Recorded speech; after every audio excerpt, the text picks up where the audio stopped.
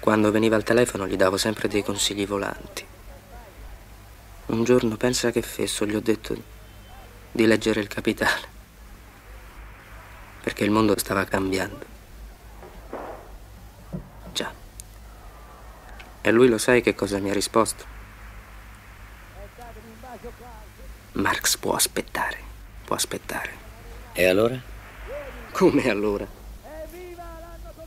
Sto solo dicendo che me ne sono sempre fregato. Parli del suicidio di Pippo come se fosse dipeso da te. Ma chi sei tu? Dio? But now we come to a period that I call the battle for identity. Lies my grandma told me. Yeah, superstitious devices. Lies my grandma told me.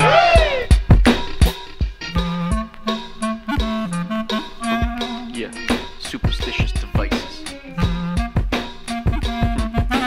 Lies my grandma told me. What? Urban mythological rules. Bubble mice. Yeah. Salut les kids et bienvenue dans En attendant Godard, saison 16, épisode 10. Cette semaine, émission dépression, endoctrinement et regret. Si tu meurs en partisan au Bellocchio, tu seras enterré là-haut sur la montagne, à l'ombre d'une belle fleur. Tous les gens qui passeront se diront quelle belle fleur, et c'est la fleur du partisan. Eh oui, vous êtes bien dans En attendant Godard, l'émission de cinéma qui est mieux que les autres. Et donc, vous l'aurez peut-être compris via cette citation francisée donc du classique révolutionnaire Bella Ciao. Nous parlerons principalement, presque exclusivement, je pense, de Marco Bellocchio à l'occasion de la sortie dans les salles françaises la semaine dernière de son dernier long métrage en date, donc L'enlèvement Il Rapito, et d'un documentaire qui date déjà de 2021, mais qui est aussi sorti dans les salles françaises récemment. Marx peut attendre. Et ensuite, nous parlerons peut-être de d'autres films si le Dr Erwan a vu des choses et qu'on a le temps, mais c'est pas sûr car ce sont quand même des films amples.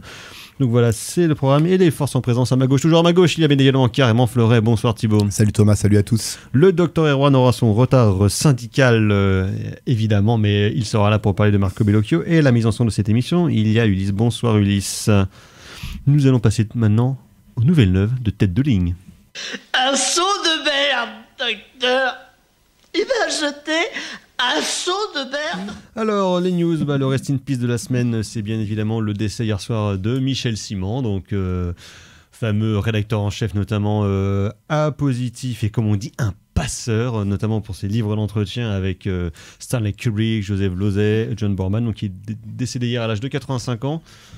Personnellement, j'ai jamais été un laudateur de Michel Simon, notamment, comme je vois beaucoup qu'on dit que c'est un grand critique. Je n'ai jamais trouvé personnellement que c'était un grand critique, plus un grand intervieweur qu'un grand critique d'ailleurs, et en tout cas, très certainement un patron de presse, on peut le dire. Ouais, moi, je me souviens de parce que durant mon mémoire de master, j'avais bossé sur le Délivrance de John Boorman et son bouquin, son bouquin m'a été très précieux. En tout cas, moi, c'est une perte qui intellectuellement m'attriste parce que j'ai quand même grandi toute ma post-adolescence, ma vie de jeune adulte et de jeune cinéphile, j'ai quand même pas mal passé avec ces textes. Puis d'autant que c'est quand même un des derniers, on va dire, vieux de la génération de la Seconde Guerre mondiale et même d'avant la Seconde Guerre mondiale qui est mort parce que après Brion, après Tavernier, là c'est Michel Simon, il restait Jean-Charles Taquella, mais qui est encore moins une figure critique. Alors, il faut se souvenir, ou on peut aussi évacuer ça, que Michel Simon, il me semble, à la sortie du dernier film de Roman Polanski, était venu défendre le film chez Cyril Hanouna.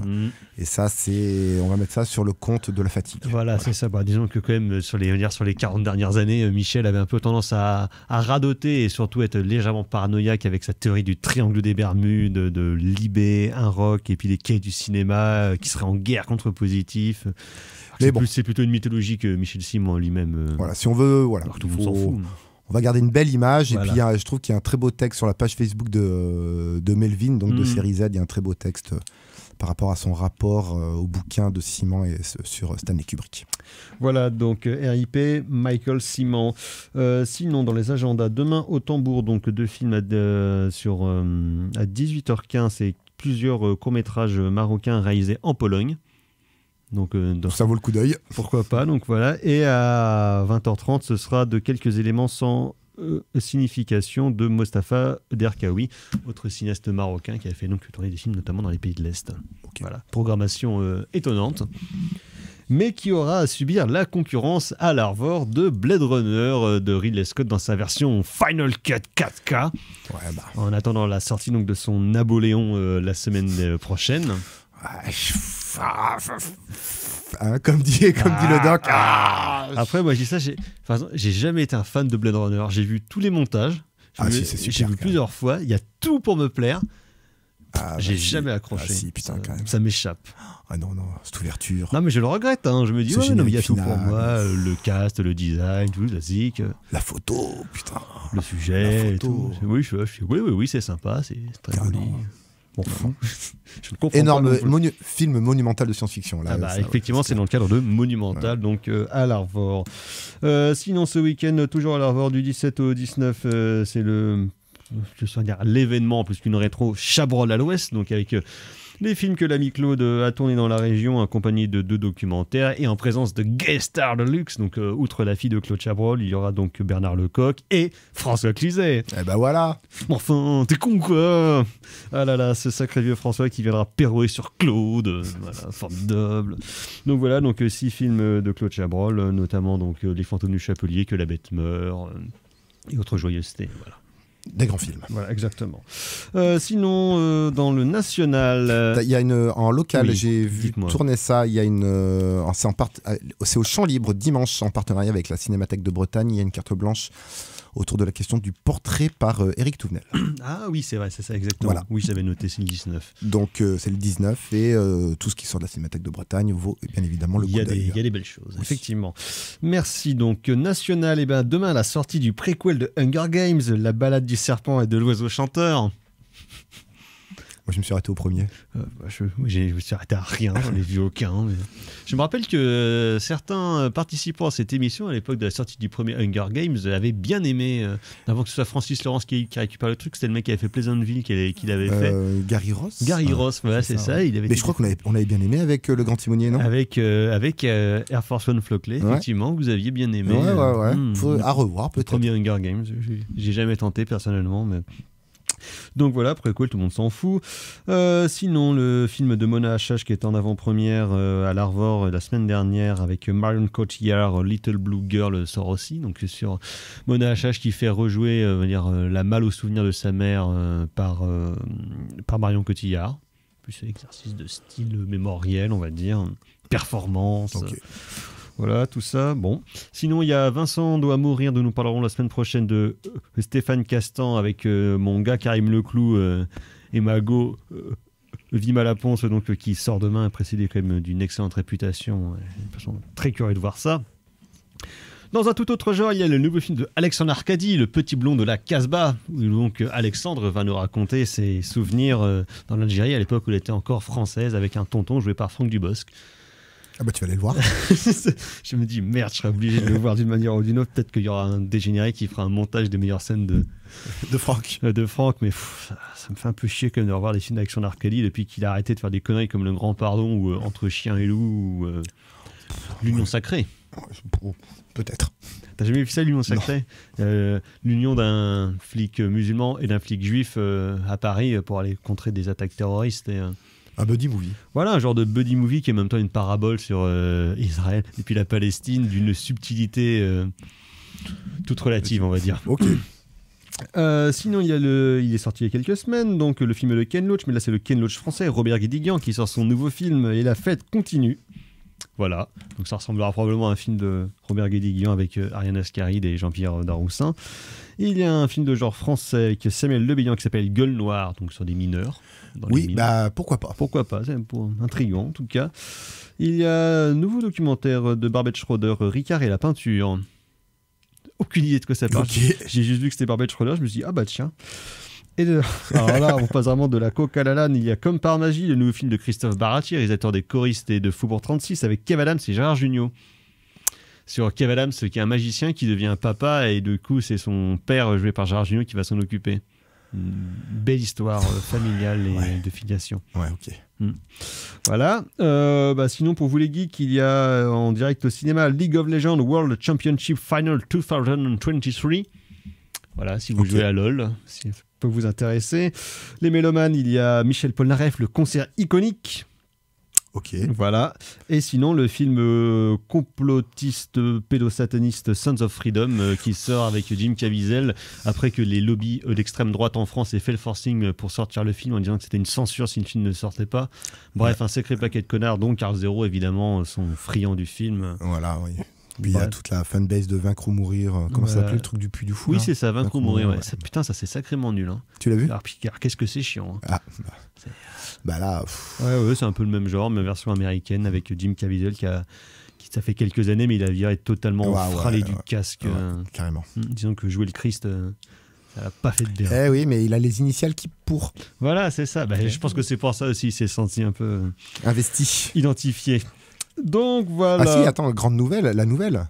Mais ça c'est pour plus tard, mais c'est tombé hier, la ressortie de The Abyss, voilà, exactement. de Iron Jim. Donc James Cameron qui depuis 20 ans nous dit oui, on va le ressortir alors qu'il n'existe qu'un DVD pourri en 4 dans une copie à chier mais avec un balle de bonus mortel. Il fait oui, il a ressorti tous ses films en 4K, 3D, ce que tu veux, même True Lies, et celui-là il fait oui, on verra. Et là d'un coup il fait tiens, en fait ça sort le 6 décembre aux USA dans sa copie magnifique, machin. Science unique. Donc voilà, je sais pas s'il y aura des copies pour la France, mais en tout cas je connais des gens qui sont déjà dessus. Oui, on va voir, il y aura probablement. Les cinémas albanais Oui, voilà. De toute façon, il y a des copies HD du film qui sont sur les internets justement, mais il n'y a pas de DCP restauré. Donc on verra si ça ressort chez pour nous. Le film le plus... ton meilleur film. Mon préféré en tout cas. Peut-être. Son film le plus émotionnel. Exactement. C'est pas forcément là où il arrive le mieux en général. Là, putain, quand même. Même la musique est bien, ce qui n'est pas toujours le cas des films de James Cameron. Donc voilà, nous parlons par contre la semaine prochaine, outre de Vincent doit mourir, du nouveau film, j'avais oublié d'en parler la semaine dernière, parce que tellement il a été bazardé sur Netflix, The Killer de David Fincher avec Michael Fassbender, sorti donc vendredi dernier sur Netflix. Et voilà. Retour mi-figue, mi-raisin. Je confirme. Je confirme. Et nous en parlerons. Ouais. Vous, en tant que Fincher Zouz, je pense qu'on aura des choses à dire. Ou pas, déjà, Manque m'avait un peu ennuyé. Donc, oui, mais Manque, c'était son film d'auteur. La comédie, c'est pas un film, c'est un movie. Ouais. Bref, on en reparlera la semaine prochaine. On va passer à toute autre chose, à la section critique de cette émission, et on va pas en faire un drame.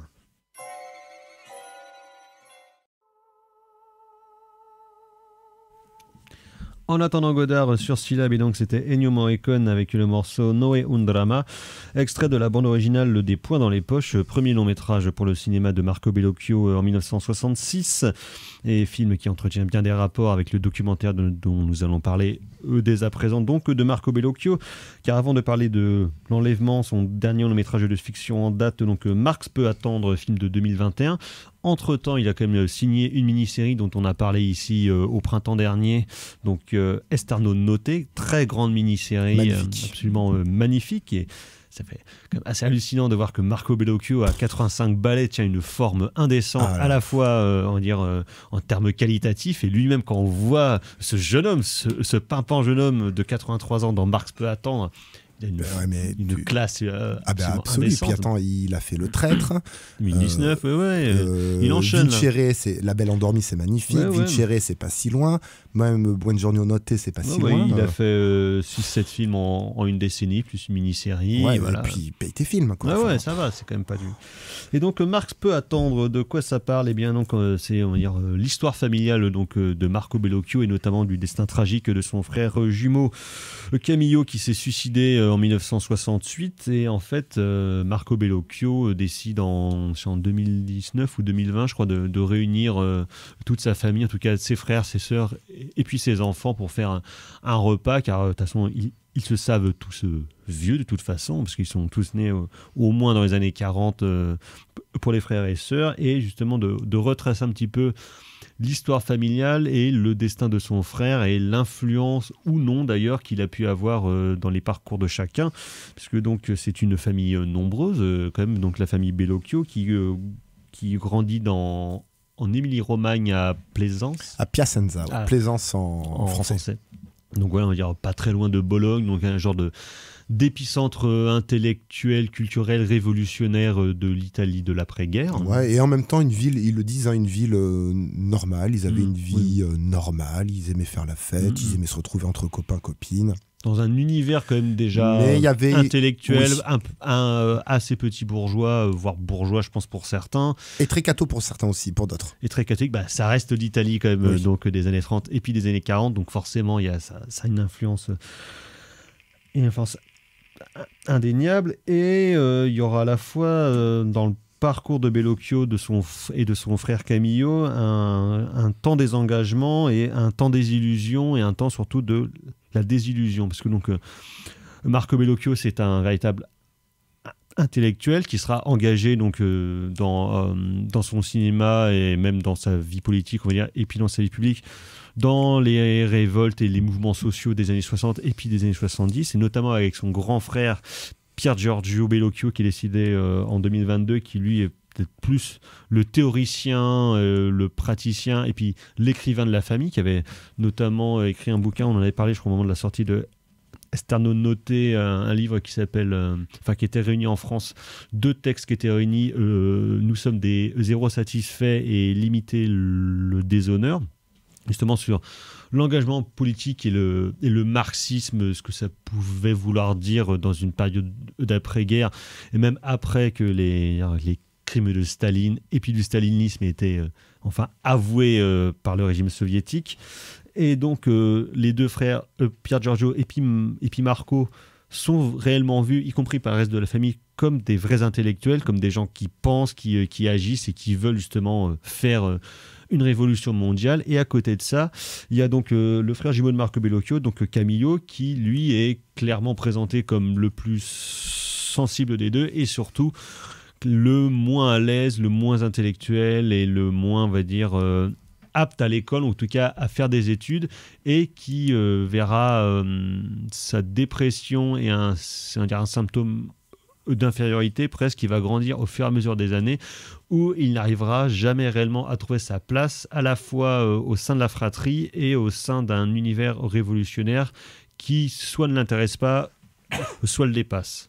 Oui, alors le film est comme tous les films de Marco Bellocchio, alors que c'est un portrait de famille, mais comme tous les films de Marco Bellocchio, le sujet principal ne va pas intéresser le réalisateur et il va partir dans les annexes pour étudier des choses un petit peu périphériques. Le grand sujet, c'était quoi? Il le dit lui-même d'ailleurs dès l'intro du film. J'ai réuni ma famille. On pourrait se croire. Du coup, donc on voit cette table avec un cadre absolument magnifique. Des mecs qui ont des purs ganaches d'Italiens, ça fait comme jamais. Ça gana, en termes de tronches, c'est clair que c'est un film de cinéma. Ce sont des tronches absolues. Mais voilà, avec cette table en U, on distribue les couverts. Et on trinque, et là Bellocchio direct nous dit, voilà, j'ai réuni ma famille, mais ça va pas être un film familial. Et ça c'est... D'ailleurs, déjà, le titre est assez nébuleux. Bien entendu, on aura l'explication au cours du documentaire. Mais voilà, il va dépasser ce cadre du portrait familial, avec... Qui est pourtant là, avec l'utilisation de photos ou de films d'archives, avec une utilisation du fondu enchaîné pour présenter tout le monde, là, qui est absolument... quelque chose d'évident, mais bon, on reparlera d'évidence dans la mise en scène de Marco Bellocchio, mais qui fonctionne tellement, qui procure tellement d'émotions. C'est fou comme un fondu enchaîné peut être à ce point, à un tel degré de sensibilité. Et puis il va partir sur autre chose. Et moi je trouve qu'il va partir sur 2 points qui sont très intéressants. C'est sur 3 choses plutôt. Sur l'aveuglement d'une famille.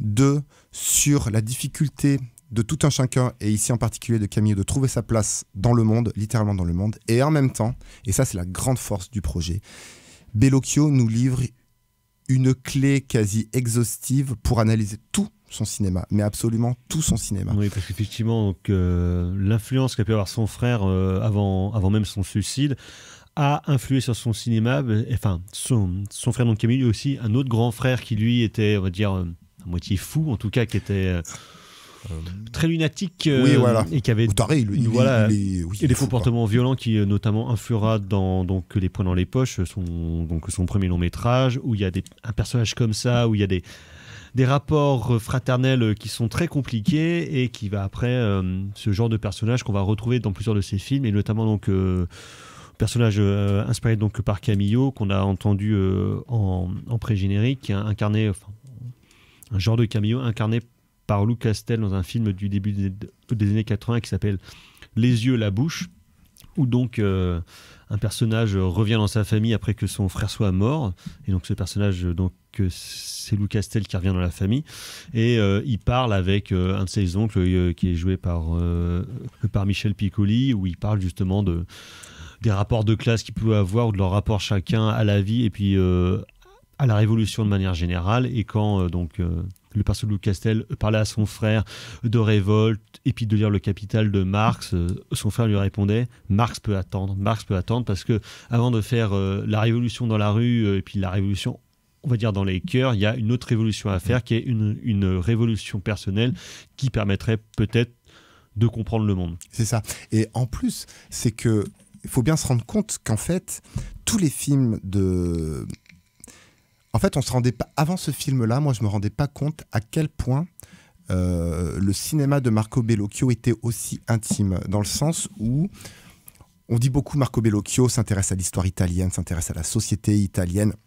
Il va parler d'euthanasie, il va parler de la place de l'Église, il va parler de l'antisémitisme, on y reviendra, il va parler des Brigades Rouges, voilà, il va parler de...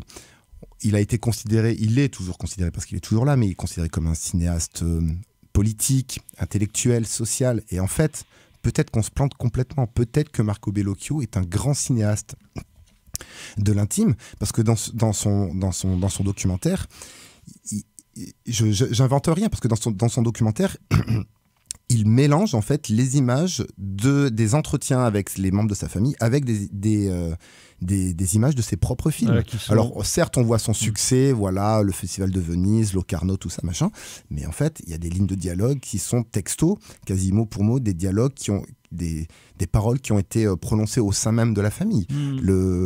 Les trajectoires de ces personnes qui ont du mal à avoir leur place dans le monde, c'est clairement une référence à Camillo, voire même quand il parle de politique, ou quand il parle par exemple, si on prend par exemple Buongiorno Notte, qui est peut-être son film, pas son plus radical, mais un grand film, en tout cas un grand film politique, et surtout un grand film triste, tragique, parce que dans ce film-là, la question politique est toujours corrélé à de la mélancolie et à de la désillusion. Et en fait, c'est exactement ce qui se passe au sein de la famille Bellocchio. Parce que tu vois quand même donc assez vite, en fait, comme beaucoup de marxistes conscients, que quand même l'échec de la Révolution, la prise de conscience, en tout cas, elle vient bien avant le meurtre de Moreau, par exemple. Parce que dans toutes les années 70, les révolutions se cassent la gueule un peu partout, elles sont réprimées durement.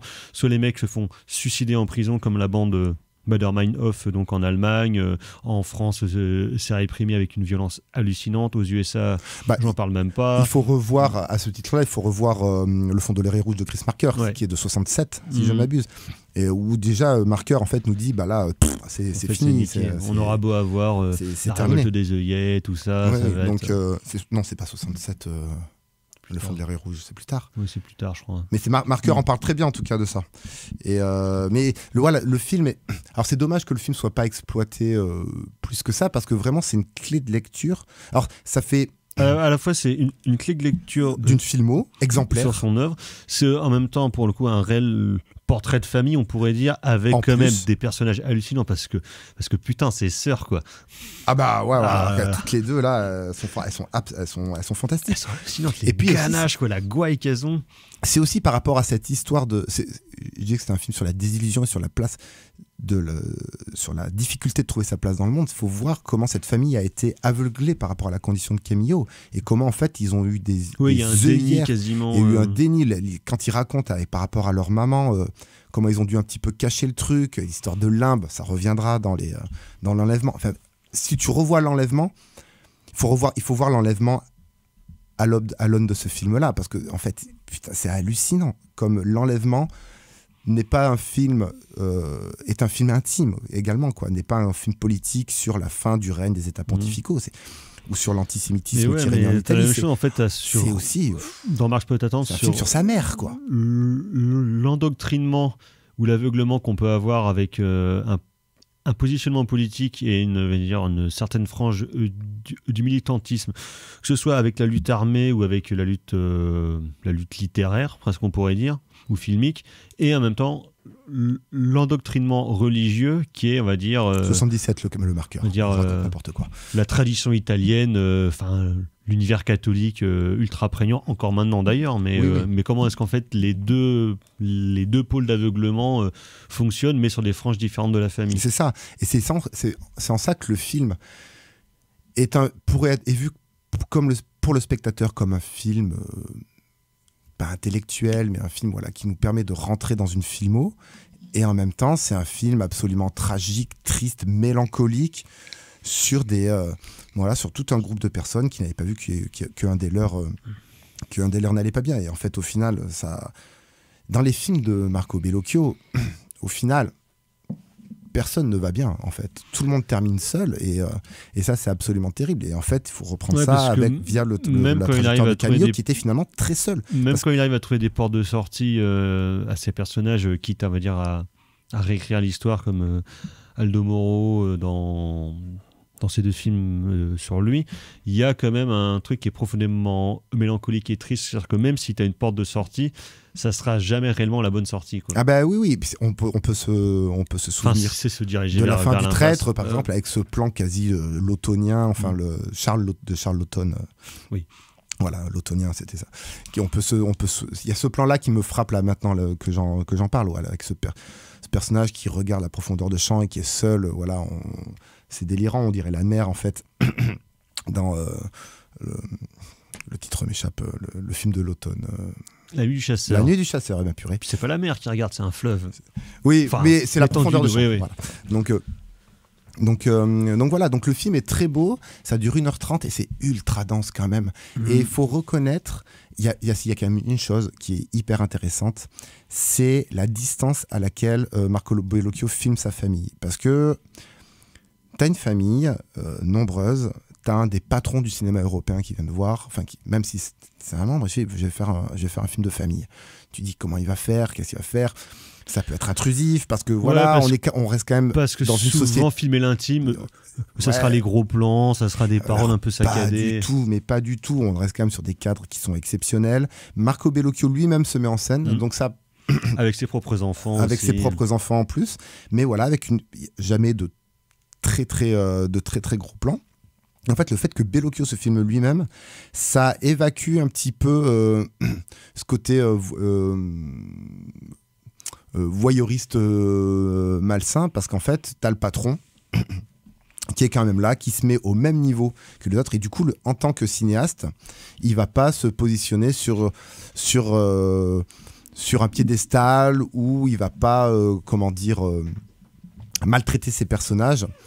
Et même si c'est un documentaire, mais dans un documentaire on peut bien évidemment maltraiter ses personnages, et ici pas du tout. C'est un film qui est très plat en termes de mise en scène, et je dis pas ça de manière péjorative, et en même temps qui est tellement dense dans ce qu'il raconte, qui fait que voilà, c'est 1h30 déjà, ça passe. Alors la science du rythme de Bellocchio, on se balade, voilà, on est tranquille. Et il y a plein de choses qui nous arrivent intellectuellement, en termes d'intime, en termes de mélancolie et d'émotion, ce qui fait que le film est important en fait. Dans la filmo de Bellocchio, parce qu'on arrive sur une filmographie qui tire sur la fin, faut être honnête, quoi. Putain, il vient de nous sortir l'enlèvement et Esterno noté, mais il est probablement déjà en train de tourner au moment où on parle. Oui, peut-être. Mais en tout cas, c'est un film qui est important, et il faut regarder toute la filmo de Bellocchio avec ce film-là en tête, et c'est un documentaire, portrait de famille, et puis il te sort encore un truc exceptionnel. Mais quel grand artiste. À propos de grand artiste, bonsoir docteur. Oui, bonsoir. Ça va? Oui, ça va. Vous allez bien? Oui, charrette, comme souvent. Voilà. Un petit mot sur Marx peut attendre avant que nous passions à l'enlèvement. J'ai un petit mot, mais j'ai peur que ce soit la même chose que ce que vous venez de dire. Donc, non, moi j'ai beaucoup apprécié le documentaire, surtout parce que c'est un documentaire qui éclaire vraiment c'est ce qu'on disait, le travail de Bellocchio, quoi. C'est-à-dire que moi j'ai trouvé ça à la fois, j'ai trouvé ça touchant, mais surtout j'ai trouvé ça super honnête en fait. Moi, enfin moi c'est ça qui m'a. Et honnête. C'est-à-dire que c'est à la fois. C'est ça qui évite le voyeurisme. C'est l'honnêteté. En même temps, c'est super fabriqué. C'est-à-dire qu'il y a vraiment des scènes, il y a des plans, en fait, c'est des plans de films de fiction. C'est-à-dire qu'en fait, il traite son documentaire comme un de ses propres films. Là, toute la scène où il est dans la salle d'entraînement de son frère et tout ça. Enfin, moi, je trouve qu'il y a des plans. Je me suis dit, mais en fait, si tu extrais ces plans-là et que tu dis pas aux gens que c'est un documentaire, les gens se diront, c'est une fiction. Parce qu'il y a vraiment des cadrages, enfin voilà, c'est même la manière dont il fait apparaître les titres, les dates et tout ça, enfin c'est très très Bellocchio, quoi. Enfin c'est d'un point de vue stylistique justement, c'est très fabriqué quelque part parce qu'il se met lui-même en scène, etc. Et en même temps, moi je trouve que c'est super honnête parce que moi ça faisait longtemps que j'avais pas vu quelqu'un exprimer finalement à la fois sa culpabilité et sa responsabilité dans ce qui est arrivé à sa famille, dans les voilà. Et moi ça m'a beaucoup touché cette histoire de cette famille où tout le monde est génial et puis il y en a un qui est un peu moins génial et du coup il en souffre à mort en fait parce qu'il est un peu moins exceptionnel que les autres, qu'il est un peu moins engagé politiquement, et je trouve que c'est un joli portrait en creux aussi qui remet un petit peu en question justement l'idée de il faut absolument être génial, quoi. Il faut absolument être exceptionnel, quoi. Il faut être un être humain exceptionnel pour être valide. Ben non, en fait. Et que justement les gens exceptionnels, parfois ils font souffrir les autres aussi sans le savoir. Tout ça parce que les autres ont aussi des qualités, mais simplement comme ils sont pas aussi flamboyants que leurs aînés ou que leurs congénères, on leur pardonne pas en fait. Et moi j'ai toujours une certaine affection justement pour les entre guillemets les vilains petits canards. Voilà, moi non pas par personnellement, moi je suis l'enfant génial de la famille, c'est bien connu, non mais voilà, mais par contre ça c'est une dynamique familiale qui est pas forcément souvent traitée, en tout cas où souvent ce sont les gens géniaux qui souffrent de leur génie, de pas être compris, etc.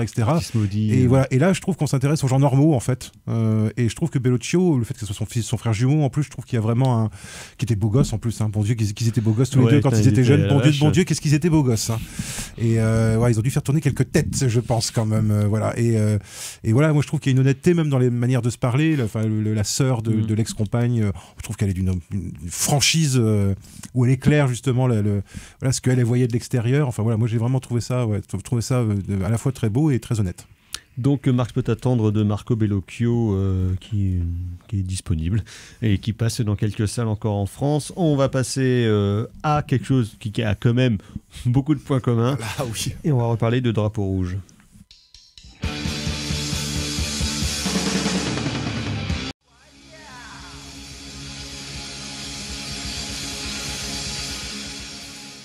En attendant Godard sur Syllab, et donc c'était Banda Basotti avec Bandia Rossa. Et donc de Drapeau rouge, il y en a quand même plus ou moins question, puisque nous parlons de Marco Bellocchio à l'occasion de la sortie de son nouveau film de fiction dans les salles françaises la semaine dernière, L'enlèvement, Il Rapito, donc qui est... Rapito, je crois que ça veut dire enlever. Oui. Et je crois pas que il me semble que c'est pas l'enlèvement. Il Rapito. Voilà. Non, c'est Rapito. Non, c'est Rapito, c'est enlever.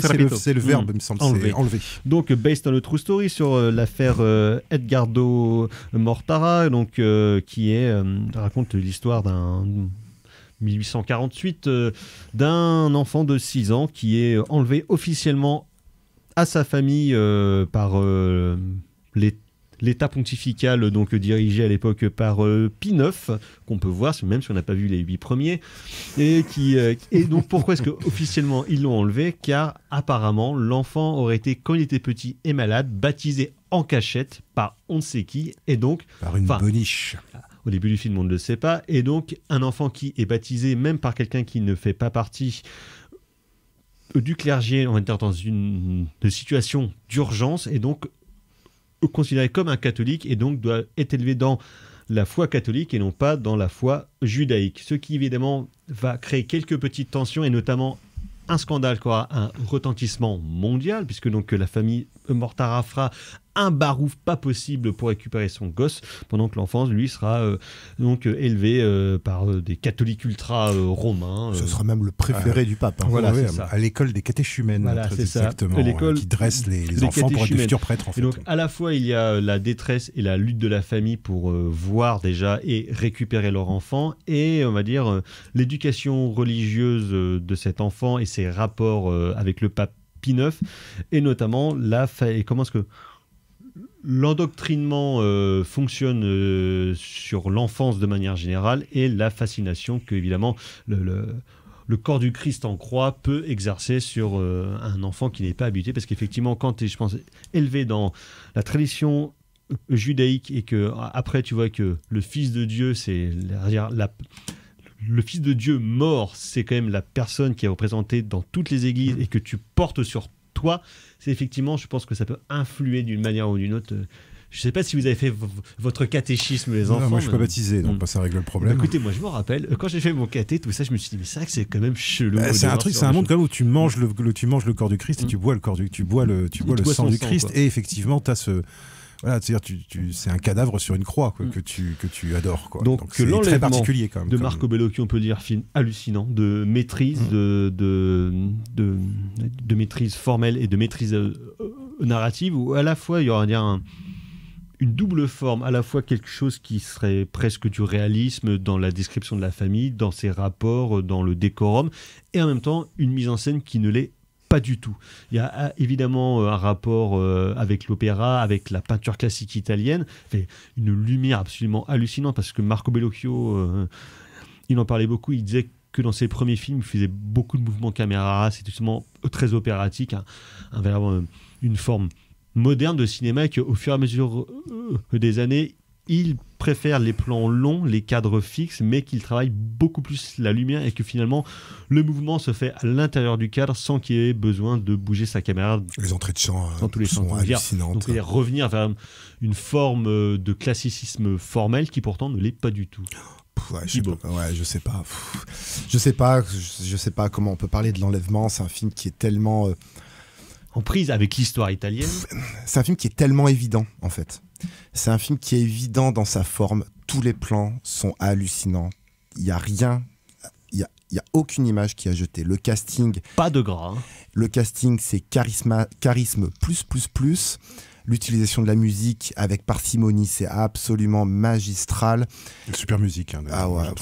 Et puis t'as ce qui raconte la détresse de la famille, l'endoctrinement, l'antisémitisme qui règne dans les États pontificaux, la naissance de la République italienne, tout est lié, la grande histoire, la petite histoire. Quoique là, c'est beaucoup de grandes histoires. Mais il y a quand même Oui, parce que ça se mêle avec l'indépendance de l'Italie. Ouais, mais il y a quand même cet enfant. Il y a quand même Edgardo, c'est la petite histoire, même si c'est l'affaire à sa page Wikipédia, donc c'est une grande histoire. Mais ça reste quand même une détresse familiale, et là, cette manière qu'il a, un peu comme Vincere finalement, de mêler la grande histoire et la petite histoire, de manière aussi maîtrisée, sans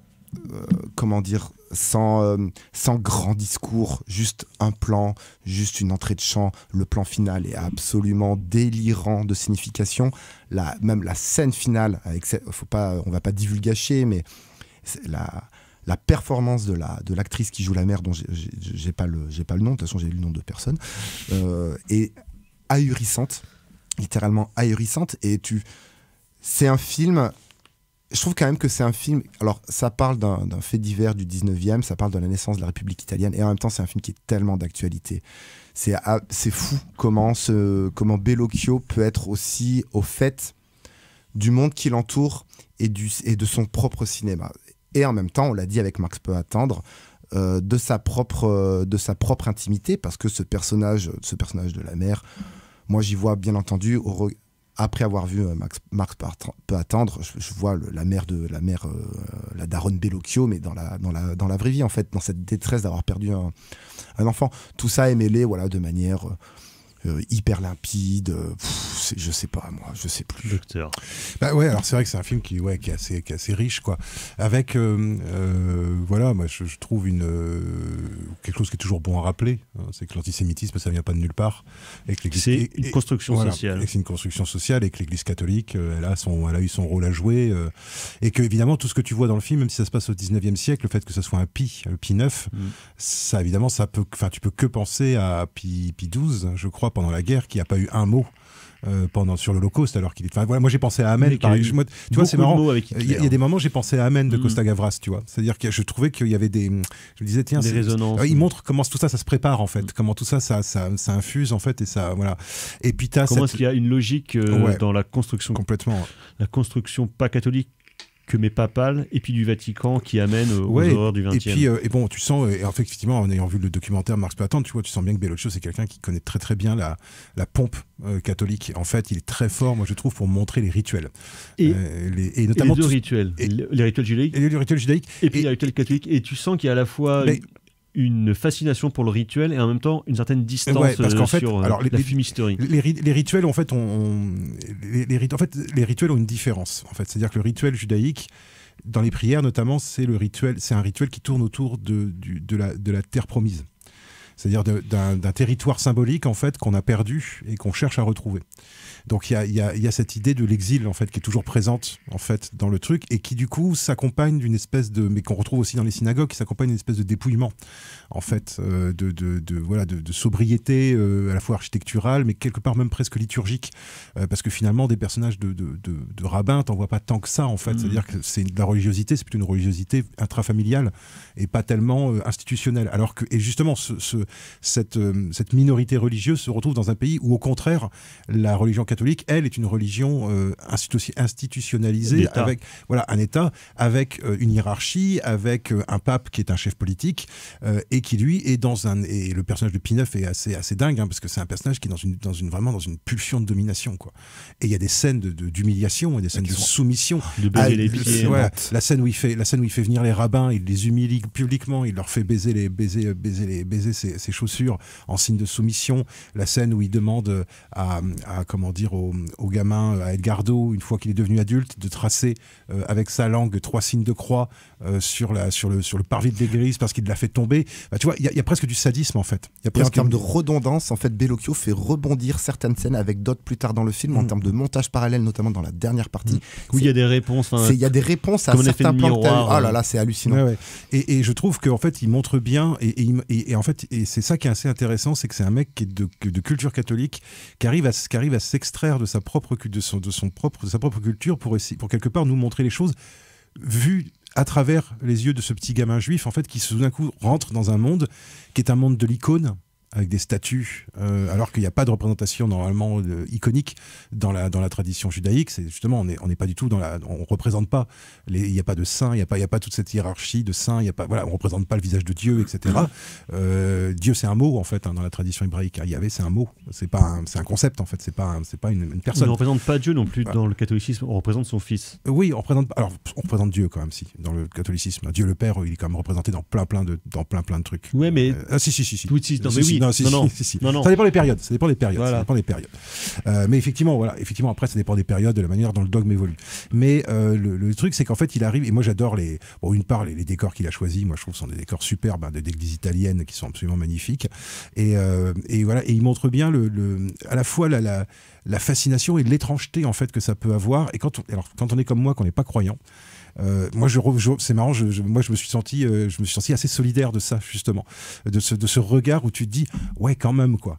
Ils aiment bien la pompe, ils aiment bien les dorures, ils aiment bien les rituels, ils aiment bien la souffrance. Ce rapport à la souffrance, quoi, ce rapport à la douleur, le Christ en croix, le pape qui monte les marches en signe de contrition, ce rapport à la les flagellations. Ouais, voilà, ce côté presque sadomasochiste en fait, qui est à l'intérieur de la religion catholique.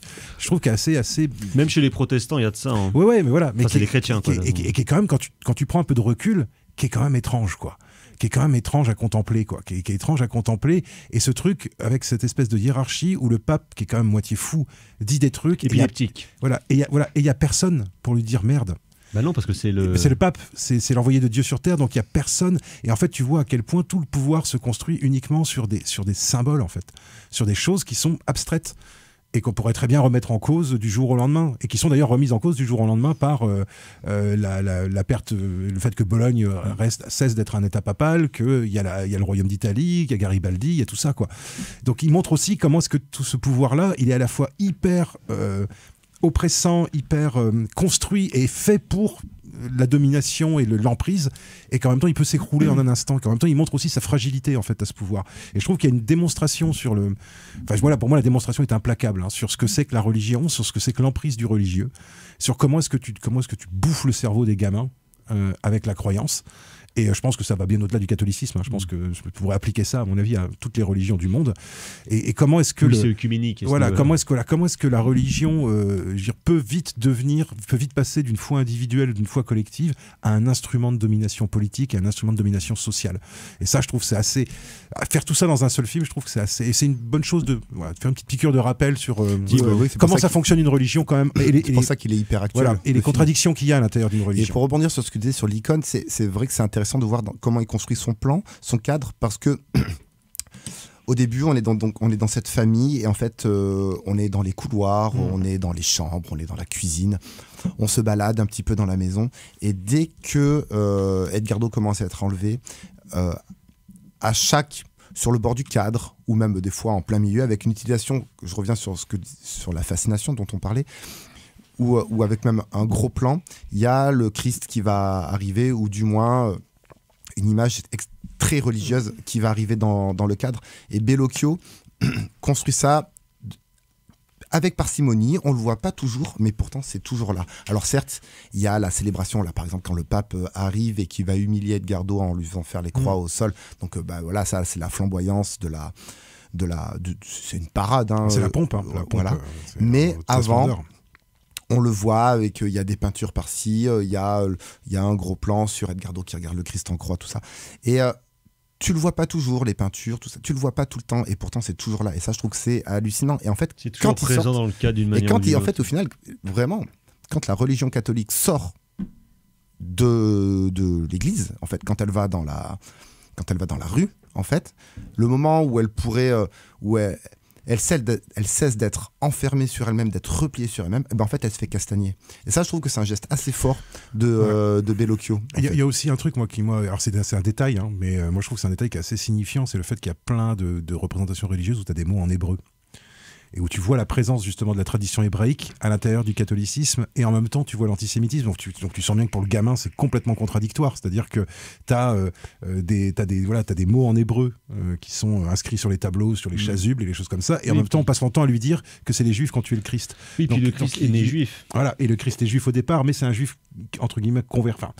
Et il y a cette histoire de la conversion, enfin voilà, il y a toute cette il est converti parce qu'il a été baptisé par Jean-Baptiste Jourdain. Voilà. Et donc voilà, donc il y a toute cette 30 balais. Voilà, cette question de la conversion, cette question de tu risques d'aller en enfer, cette question de tu risques de te retrouver dans les limbes. Ça revient dans Marx va attendre, qui est un truc que l'Église a effacé d'un trait de plume du jour au lendemain. Donc ce qui montre bien que on a terrifié des gens pendant des siècles et des siècles avec un truc qu'on peut biffer d'un trait de plume, quoi. Ce qui montre bien aussi l'arbitraire en fait, quoi, derrière tout ça, quoi. Et l'adaptabilité. Ouais, l'adaptabilité. Et moi ce que j'ai vraiment montré, c'est vraiment ce que j'ai vraiment aimé, moi, c'est vraiment la démonstration de qu'est-ce que c'est que l'emprise, quoi. Qu'est-ce que c'est que la manipulation mentale et qu'est-ce que c'est que l'emprise. Et je pense que c'est pas uniquement que la religion, je pense qu'on pourrait l'appliquer à plein d'autres situations en fait de pouvoir. Il y a vraiment, moi je trouve que c'est une démonstration qui est assez éclatante en fait et sans pathos, quoi. Sans pathos, quoi. C'est-à-dire il y a des pourtant il y a des scènes qui sont super émouvantes, hein. La scène, moi j'aime beaucoup par exemple la dichotomie entre le père et la mère. Le père qui lui croit en la loi et qui se fait... Il y a des moments, moi je trouve géniaux, la fin du procès où il se rend compte qu'il a perdu, où il est complètement désespéré. Le père, c'est la dernière fois qu'on le voit d'ailleurs à l'écran, cette scène-là où il se frappe sur la tête. Enfin, moi je trouve que c'est une scène où tu sens toute sa douleur de père en fait, de son impuissance, et la mère, le regard qu'elle a, quoi. La scène où elle va voir son fils, où il y a le père qui va voir le fils d'abord et qui dit mais où il dit j'ai pas réussi à prendre contact avec lui, et la mère qui dit ok, maintenant c'est à moi d'y aller, et la mère réussit à débloquer le fils. Et là pareil, moi je trouve qu'il y a des moments de trucs familiaux en fait qui sont plus forts en fait et à la fois qui sont plus forts, et en même temps Bellocchio, c'est là aussi où Bellocchio est pas du tout un optimiste, ou un idéaliste, c'est qu'il montre à quel point ça marche en fait, à quel point le système est bien huilé et à quel point tu te transformes. Et la fin est terrible. Justement. La fin est terrible. Les 5 dernières minutes sont terribles, quoi, parce que pour rebondir sur ce que tu disais sur sur l'emprise, sur le mécanisme d'emprise qui fonctionne, c'est qu'au début, alors il faut pas gâcher, mais au début, on lui donne en tant qu'enfant quelque chose qu'il met dans sa poche, tu le gardes tout le temps avec toi. Et à la fin, il se met la main dans la poche. Et là, je lui fais putain. Parce que moi, j'y ai pensé tout le film à ce truc. Je fais pourquoi il y a ça, il va en faire quelque chose. Et à la fin, il remet sa main dans la poche. Et là, c'est la tristesse qui envahit le spectateur, c'est la mélancolie, et c'est aussi un peu la colère. Parce que c'est un film qui est assez. Parce que tu dis c'est pas possible. Mais c'est un film calme. C'est pas un film révolté. C'est un film calme qui expose les choses de manière presque journalistique en fait. À distance. Mais voilà, clinique, pas clinique parce qu'il y a clinique coopérative. Parce que ça reste quand même du cinéma italien, donc tu as des plans qui sont super beaux, la lumière est super belle. Quand il y a ce plan où le pape dit maintenant c'est nous ta famille et que tu vois toute l'assemblée des prêtres, pour moi c'est un tableau de 18e quoi. Enfin voilà, c'est voilà, donc c'est vraiment, moi j'ai trouvé ce plan final, putain. Ouais, non mais voilà, il y a des dans le couloir familial qui est absolument terrible, la dichotomie qui se passe. Mais en fait comme avec, en fait c'est marrant, comme avec Miyazaki quoi, je veux dire tu peux pas tester en fait quoi. Je veux dire, Scorsese, moi j'ai pensé Scorsese, des gens de 80 ans et tu dis bon c'est sûr que bon à côté il y a plein de petits branleurs. Oui, mais ils sont jeunes. Voilà, exactement. Va falloir attendre un petit peu, falloir falloir maturer un petit peu pour que ça devienne vraiment voilà. Donc vive les vieux. Donc vive les vieux de gauche. L'enlèvement de Marco Bellocchio actuellement dans les salles, évidemment, précipitez-vous pour voir ça. C'est absolument merveilleux. Ouais. On va passer au coup de cœur. C'est de la merde. C'est de la merde. Je voudrais que tout le monde s'imprègne. Merde. Tout le monde s'imprègne de cette c'est vraiment la plus grande merde des merdes. Carrément Floret. Alors les coups de cœur, ça va être l'enlèvement de Marco Bellocchio que j'ai trouvé absolument sidérant. Et attention, pour un cinéphile très pointu, ça va être Hiroshima, mon amour de Alain Resnais que j'avais pas revu depuis bien longtemps. Mais qu'est-ce que c'est que ce film? Dis donc, petit film. Merci pour cette petite pépite. Voilà, ce petit film culte. Voilà. Le secret, un film secret. Non, mais un film également qui fait du bien parce qu'au-delà de son potentiel mélancolique, poétique et tragique, je pense que c'est un immense film de réconciliation entre les époques, entre les peuples et entre le cinéma. Entre les hommes et les femmes. Ouais. Merci. Et vous aussi, docteur, une petite pépite? Oui, une petite pépite voilà, de mon chouchou d'amour, Terry Gilliam. Je suis retourné voir L'Armée des 12 singes au cinéma voilà, en fin de semaine dernière. Et ça faisait un petit moment que je ne l'avais pas vu, même si c'est un film que je connais bien pour avoir pas mal travaillé dessus. Et c'est toujours cool à voir au Cinoche. C'est toujours cool à voir au Cinoche. Et tu vois, ça fait partie des films où il y a des plans qui m'émeuvent toujours autant, alors que ça fait ça fait 25 fois que je les vois, et à chaque fois, je suis toujours aussi ému, notamment par la fin du film. Parce que je trouve que c'est un film qui est moi je trouve que c'est une histoire très belle, c'est une histoire d'amour et une histoire de temps qui sont très très belles toutes les deux. Madeleine Stowe, l'actrice. Et Madeleine Stowe est superbe dans ce film. Merci docteur. Moi aussi, c'est pas vraiment un petit truc caché, j'ai revu Open Range de Kevin Costner. Bien, super western, un excellent buddy movie avec Kevin et Robert Duval. Robert Duval qui est putain, mais qui. Moi j'avais été surpris quand je l'avais vu ce film-là parce que je m'attendais à un film un peu mof. En fait, je m'étais dit, mais en fait le Kevin il en a encore son on connaît son western. C'est absolument formidable. Et notamment, petit détail qui nous plaît, le bruit des coups de feu. Putain, le sound design de bâtard. Bref, c'est formidable. C'est très bien. Open Range. En attendant, le prochain western de Kevin, c'est 2 westerns annoncés alors qu'il y en a 4. Horizon qui sort à l'été prochain aux USA. On a très hâte de voir ça. Toute l'histoire de l'Ouest par Kevin Costner. Voilà, on s'arrête là. On se retrouve la semaine prochaine pour parler de tueurs et de violence notamment. Merci messieurs, merci Ulysse à la mise en son de cette émission. Prochaine édition. À ciao, bonsoir. Salut.